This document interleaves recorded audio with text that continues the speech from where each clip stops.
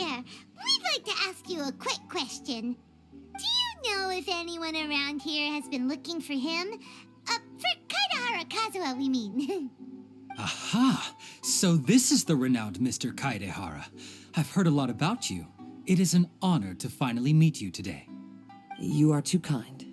We are currently investigating an assault and would appreciate any help you can offer. Oh? You were targeted in an assault? Let me think. I can't seem to recall anything of immediate interest. Mr. Kaidehara is currently the talk of the town, so there are always a lot of people looking for him. To be honest with you, our detective agency has recently been receiving many inquiries from people wishing to obtain Mr. Kaidehara's personal information. Some of them were offering us millions of mora just to gather the information they want.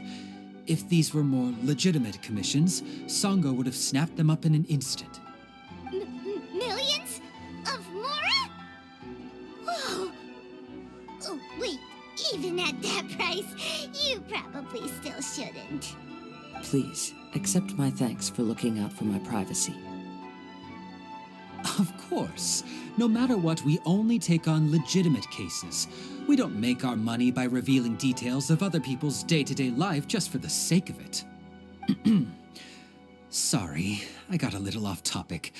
What I'm really trying to say is, it doesn't surprise me that a complete stranger is looking for Mr. Kaidehara. But I wouldn't know where to begin if we want to connect this with an assault. Then let's put that connection aside for now. Have there been any other attacks or similar incidents recently that stand out as particularly unusual? The Tenryou Commission had very few leads, and I thought you might have some information from different sources. It's true that the commissioners aren't clued up about every little thing that goes on out in the streets. But typically, it's only the most trivial events that manage to escape their attention. If anyone had been out there attacking people, that would be assault, in which case the Tenryou Commission would absolutely get involved. That does make sense. Uh-oh. Looks like the trail's already run cold. I still find it difficult to believe that whoever attacked you hasn't been causing any trouble elsewhere. Few people possess your prowess in battle. So unless you were the first person he targeted, someone is certain to have been hurt by now. I am well aware of your talents. There is no need to be humble around me. In fact, I'm quite relieved that you were the one he targeted. It would cause me great grief to see someone become critically injured or lose their life because of me. For the poor victim, this would be a completely senseless crime. Don't worry, we'll find him. It seems you are every bit the selfless hero they make you out to be, Mr. Kaidehara. Surely this same concern for your fellow man is what drove you to fearlessly raise your blade against the almighty Shogun. You flatter me. Truth be told, I don't know quite what came over me in that moment. You are much too humble. Don't worry, I completely understand your concerns. I will try my best to gather whatever leads I can for you. Oh, actually, there was one strange incident over the last few days. It doesn't involve an attack, though. Let me tell you about it just in case. Sure. During times like this, the more information we have, the better. All right, then. Recently, 2 people went missing from the city at around the same time. One of them is a pretty well-known collector, surnamed Nagato. The other, Amenoma Yuya, is a samurai from the Amenoma clan. Amenoma? Now there's a familiar name. Right. Yuya is the nephew of Amenoma Togo, the owner of Amenoma Smithy. 2 grown men going missing at the same time. Their cases are likely connected, but I don't know much in the way of details. I recalled this because Amenoma Yuya is also an accomplished martial artist who is skilled with the blade. Perhaps he is the one you are looking for. Understood, though it seems highly unlikely to me. I neither know this man, nor do I have any idea why he may wish to attack me.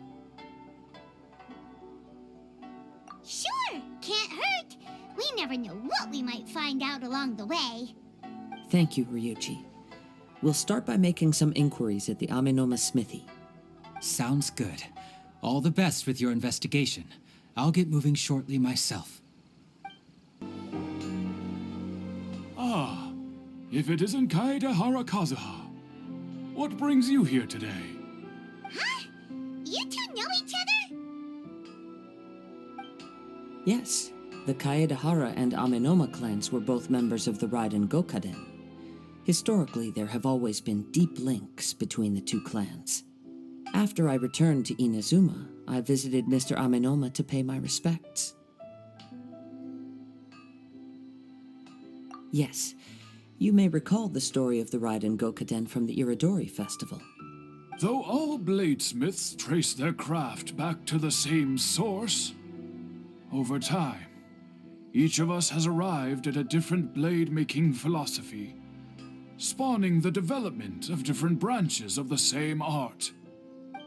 As an example, the Amenoma art strives to emulate the abiding patience and determination of water as it turns stone to sand.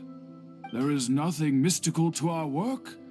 There is only practice, day in and day out, until both body and mind have memorized the craft, turning each motion of every technique into an intrinsic part of the bladesmith's life.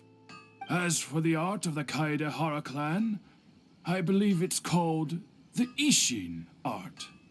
That's right. Ishin art strives for complete harmony between blade and mind from the moment that forging begins. For only a blade thus forged can capture and convey its maker's thoughts and feelings, and eventually become an extension of its wielder's will. Indeed. Most samurai choose their blades, but an Ishin blade chooses its owner. You are, without a doubt, the most worthy wielder of an Ishin blade. It gladdens my heart to see that although the Kaedehara clan has fallen on hard times, its ideals and virtues are alive and well. You overestimate me.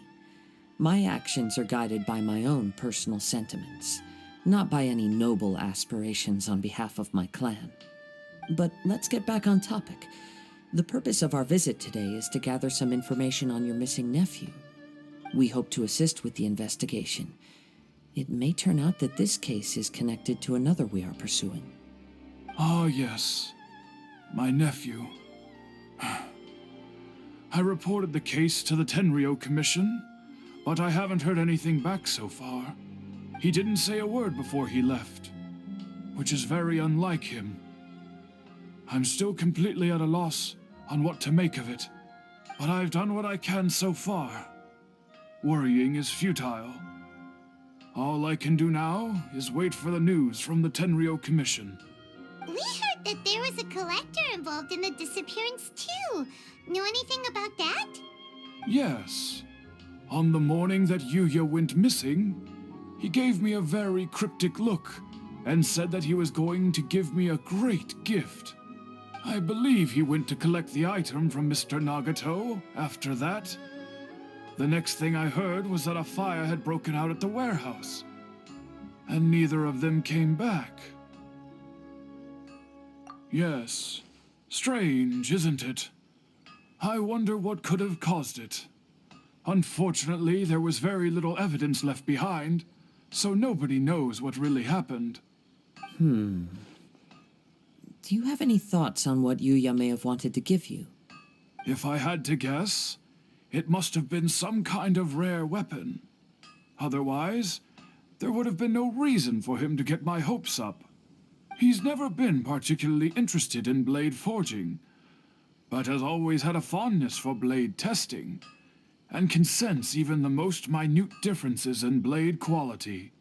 He is extraordinarily talented in martial arts, particularly when it comes to the art of the sword. Truth be told, we have some information that you may find to be objectionable. The person we are looking for, he attacked this friend of mine. Based on the evidence we have gathered so far, only Yuya seems to match the suspect's profile. What? No. Absolutely impossible. Yuya is not that kind of person. He is humble and kind. Even his training is done with the goal of calming his mind. He has never gotten into a fight before. Is that so?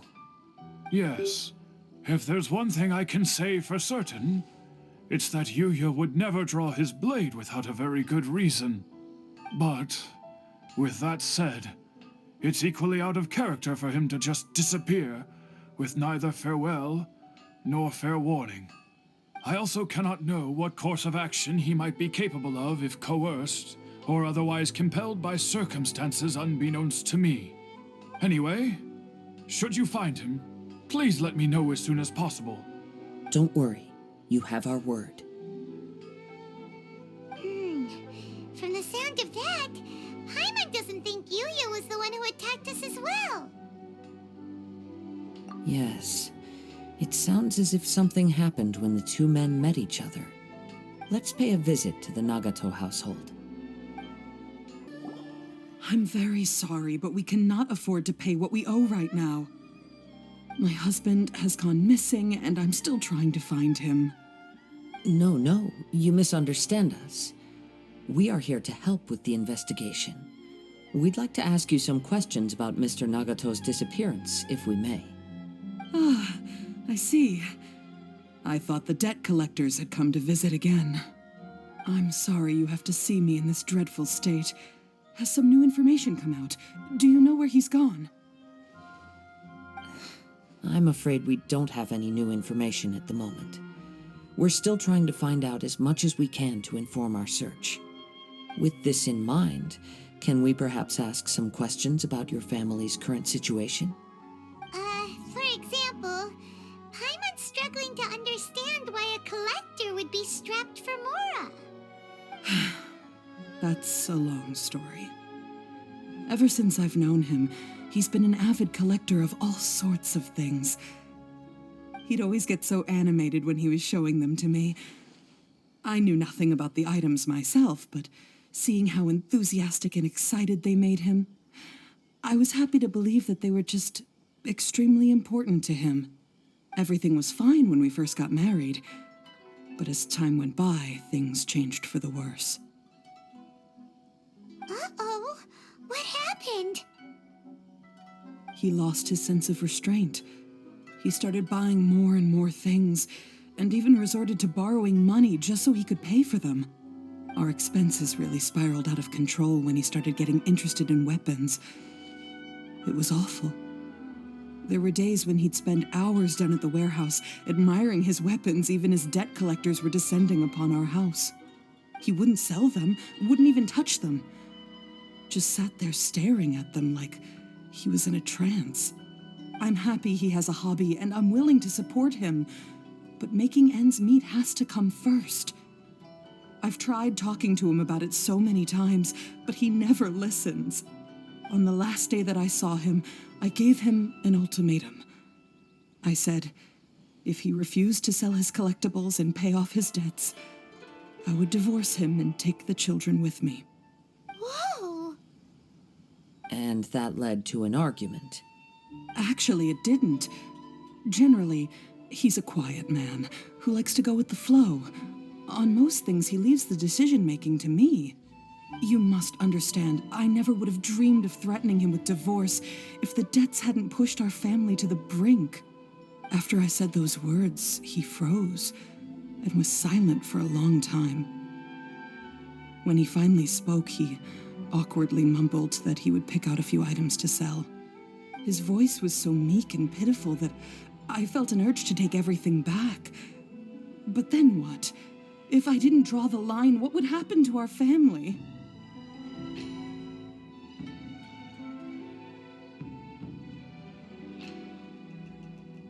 Had I not indulged his bad habits, we wouldn't have found ourselves in such a predicament.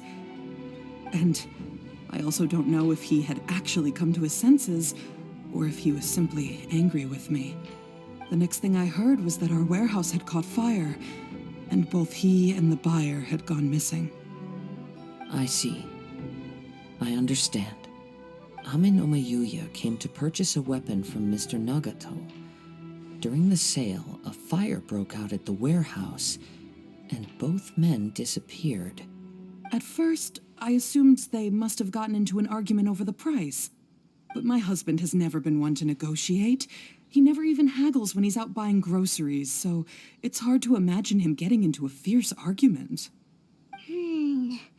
Maybe he was feeling the pressure from the debts? I don't know.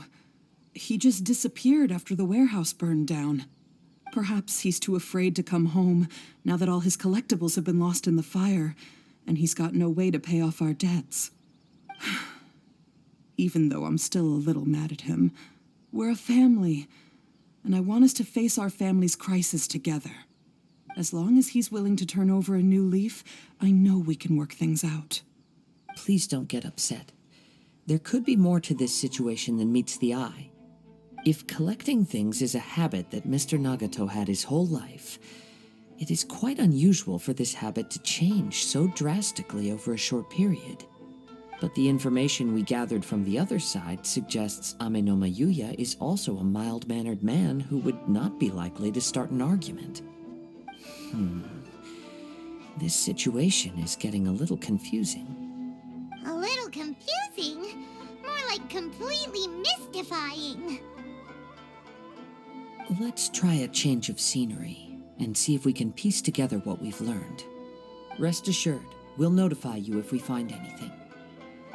Thank you so much. I just want him to come home.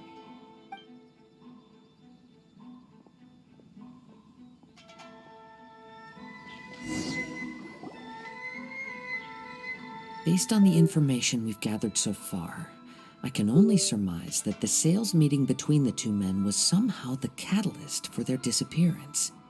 The fire at the warehouse likely played a part in how the situation unfolded, though its exact role is a mystery. Do you have any thoughts? Well, Paimon was thinking that maybe someone accidentally knocked over an oil lamp and,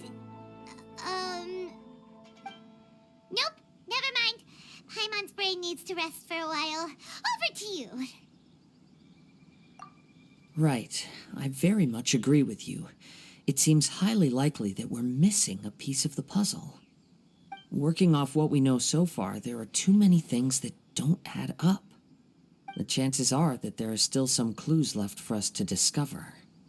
One fact that I keep coming back to is that Amenoma Yuya is polite and well-mannered, while Mr. Nagato is introverted and passive.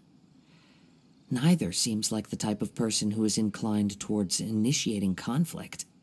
Mr. Nagato, being heavily in debt, is also the only one of them with the potential motive to disappear after the fire. The more I ponder it, the more puzzling it becomes. Just what could have happened there? Right. Although the time frame seems to broadly match, no other details that we've learned seem to link the two events together. Amenoma Yuya lacks a key distinguishing feature of the attacker, namely that he is principally a practitioner of the blade testing techniques of Amenoma art, not those of the combat-oriented Ishin art. Darn! We thought we could get two birds with one stone here, but at this rate, it's starting to look like a wild goose chase. Let's keep going, since we've come this far. If we can solve the case, both Mr. Amenoma and Mrs. Nagato will be able to get some closure. Okay, but where should we go now? Let's head out of the city and check out the warehouse. There's still a chance we may be able to find some shreds of evidence. Wait. I hear something ominous in the wind. Oh! This must be another one of those sounds that only you can hear. As sketchy as that whole thing seems, you did put it to good use when we were chasing down that vision thief at Beto's tournament, so...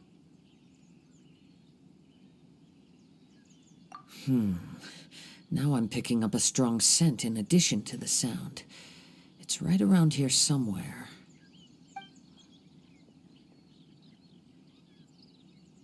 But there's nothing here. gone now, but I can still sense the direction it left in.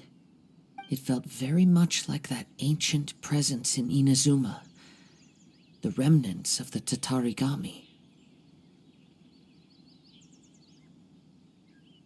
Indeed, but this unexpected spring of inauspicious energy may prove to be of benefit to our investigation.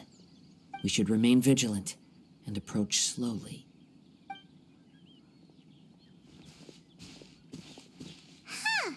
So it's an underground warehouse.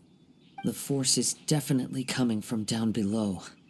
The source of the Tatarigami energy has long since left this place, but the residue it left behind still hasn't dissipated completely.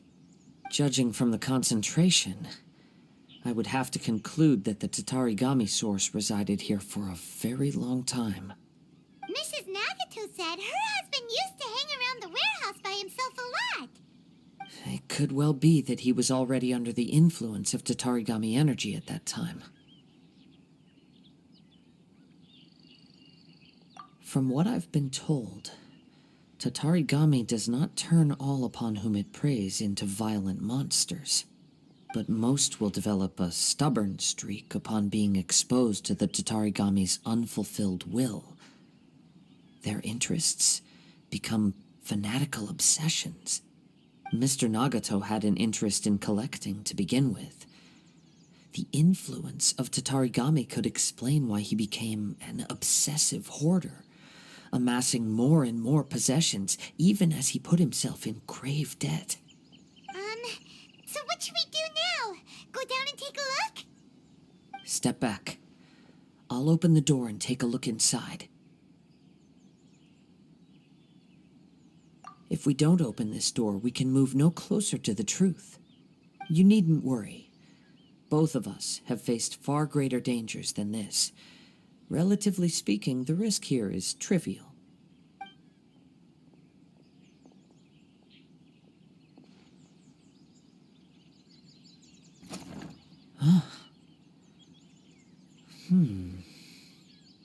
What's down there? Everything's buried in debris. I can't see anything. It looks like the fire caused a cave-in, reducing the entire warehouse to rubble.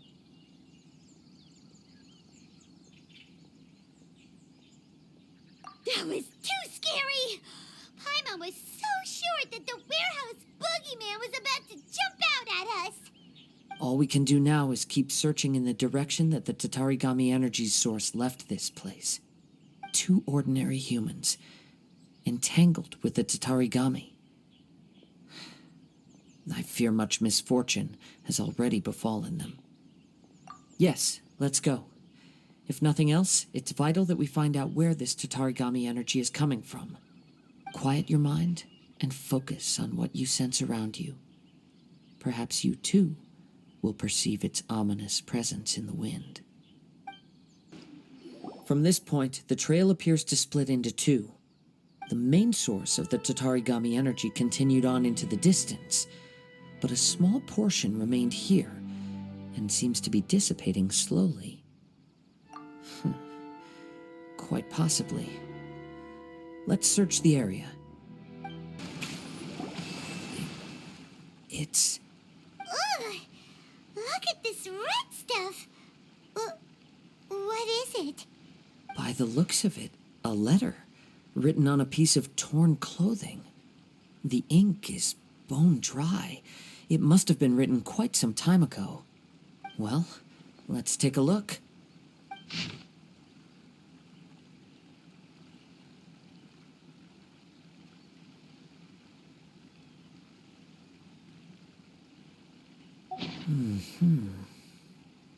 According to this letter, a conflict arose because Amenoma Yuya wanted to seize a blade belonging to Mr. Nagato.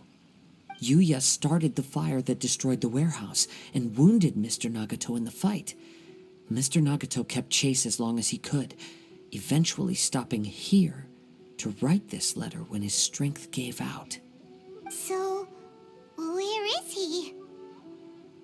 He was not only mortally wounded, but also under the heavy influence of Tatarigami. Add to that the fact that its aura seems to have attracted a horde of monsters, and I'm afraid he may no longer be with us. Whatever traces there may have been of his fate beyond after this point, they've since been disturbed by the hilly churls. There's nothing more for us to find here. Yes, right now we need to uncover some more important truths. If Ame no Mayuya is attacking other people indiscriminately, then the longer we take to find him, the more people risk meeting the same tragic end. Right, so let's get moving. I wouldn't be surprised if he, too, fell prey to the influence of the Tatarigami. For a practitioner of the martial arts, the easiest desire to inflame would be their pursuit of further power and skill. All the clues that at first seemed disparate and disconnected, it seems that now we know the thread that runs between them. I have a hypothesis that, if it's correct, not only explains the series of events leading to the two men's disappearance, but also zeroes in on the attacker's identity. Wait, you figured it out? So these two cases are connected after all? I believe so. But it's something of an outlandish idea. I will only be able to confirm my suspicions once we've met him in person. On with the search. We must stay vigilant. At any point now, we may find ourselves in danger. He seems to have stayed here for a long time. Why here? Is there anything special about this place? I'm not sure. But on closer examination, I sense that the aura may have lingered here at several different points in time. Show yourself! It's no use hiding anymore.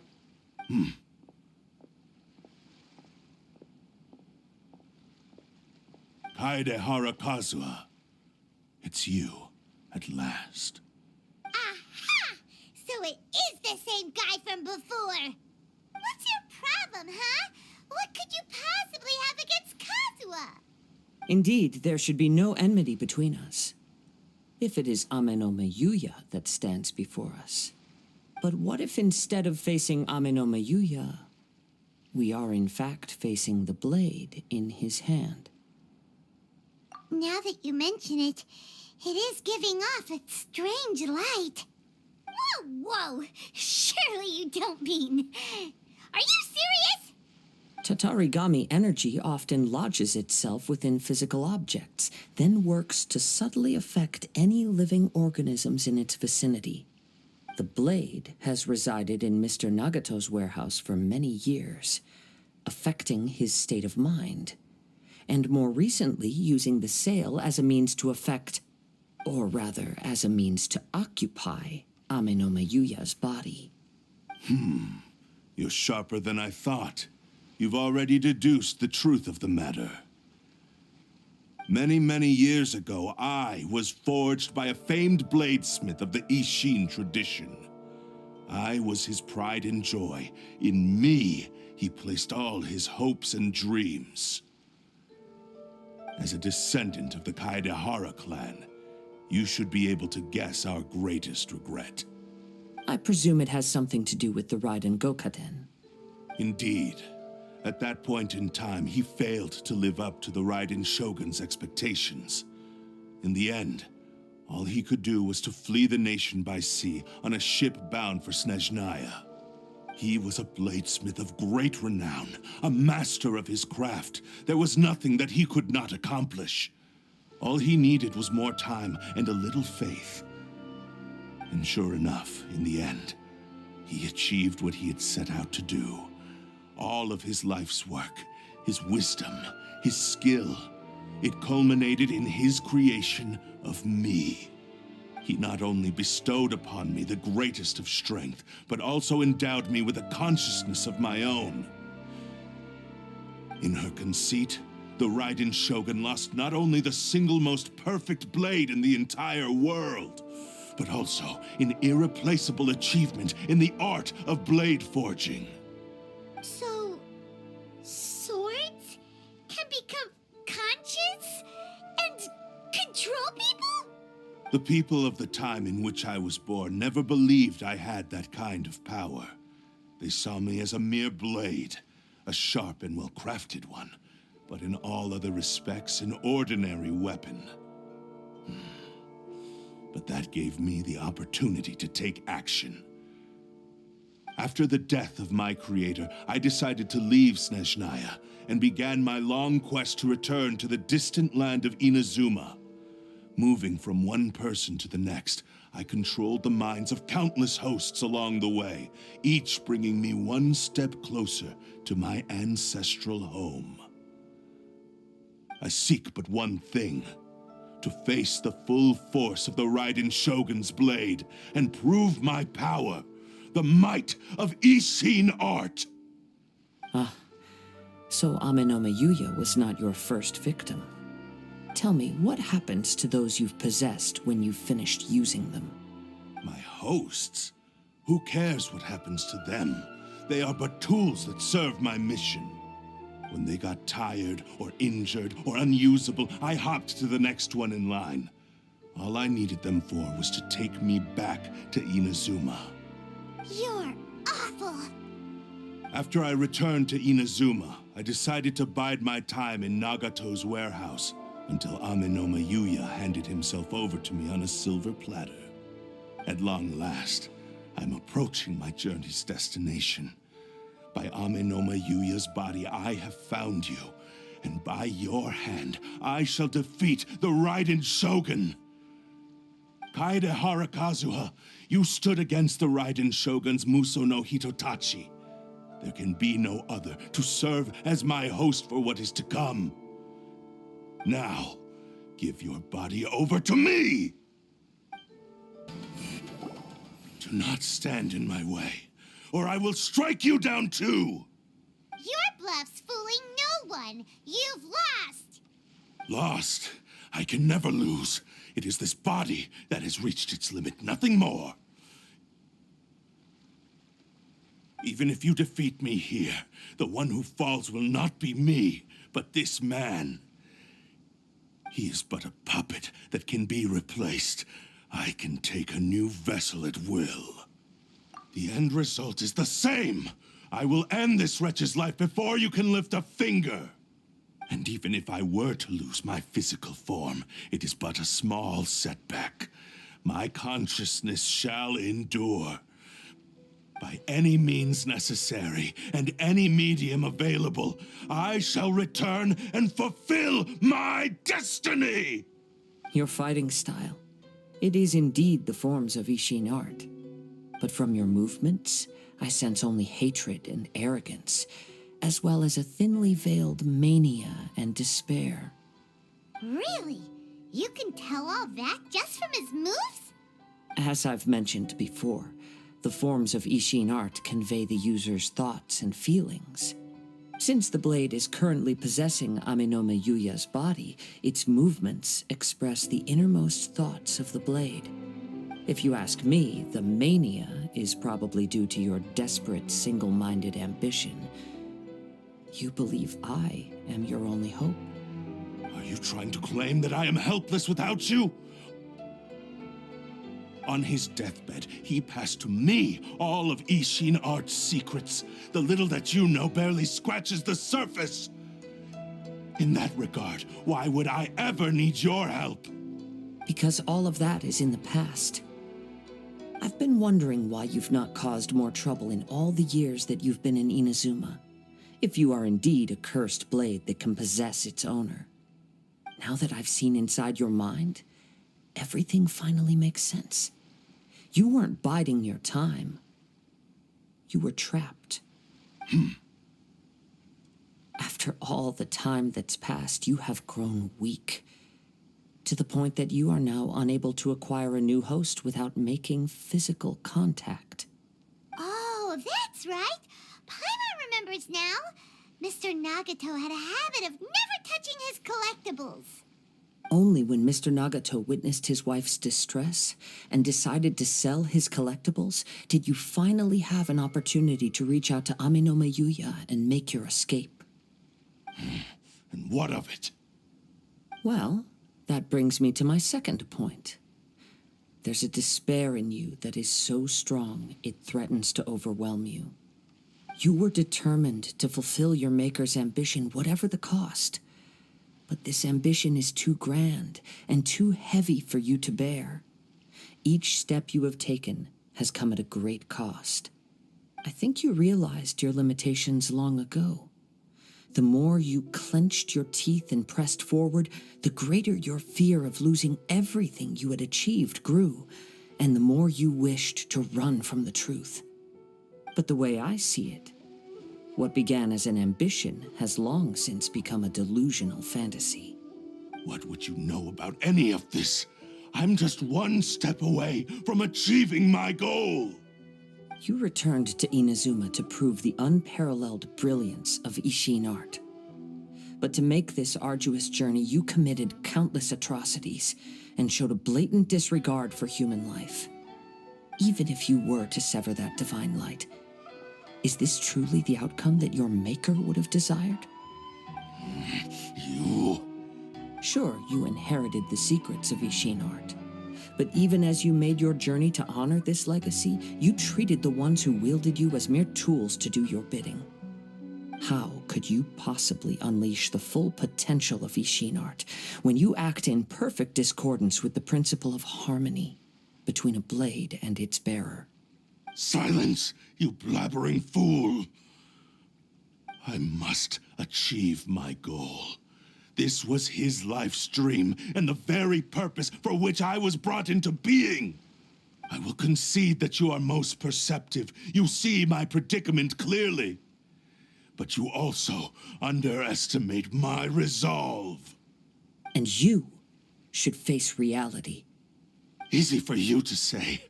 Facing reality offers me nothing. I have no need of anything that would stand in my way. Not hesitation, not self-reflection, and certainly not your so-called reality.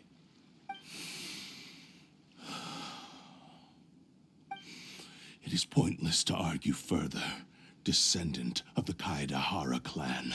If you wish to save this man, then offer me your body in exchange. How stubbornly you stick to your wayward path. I do not believe for a second that you can challenge the almighty Shogun in your current state. So let us make a bet, and I will put your strength to the test. What? Surely you're not planning to agree to his demands. Very well. Then find yourself some enemies with whom you wish to cross blades. A taste of my power will more than convince you. Once we have dealt with them, we shall proceed to Tenshukaku. And as for your end of the bargain, if you lose, you must release Amenoma Yuya from your control.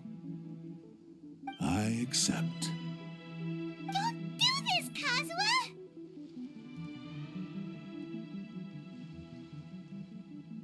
This is the only way to save Amenoma Yuya. If we don't do this, he'll forever be the Blade's puppet. The Cursed Blade's strength is currently very weak, and I sense he's hesitating. This suggests his heart is still not completely devoid of honor. The power of the Tatarigami lies in intensifying existing obsessions. This is the reason Mr. Nagato and Amenoma Yuya fell prey to it. Since I don't have any similar kinds of obsessions, I should be able to put up some resistance for a while. But even so... Even if things take a turn for the worse, I still have you both here with me. We have a chance here to save an innocent victim. I am willing to accept the risks entailed. Your disdain for me betrays your woeful ignorance. I agreed to this bet because there are things I wish to learn too. Now, take me in your hand.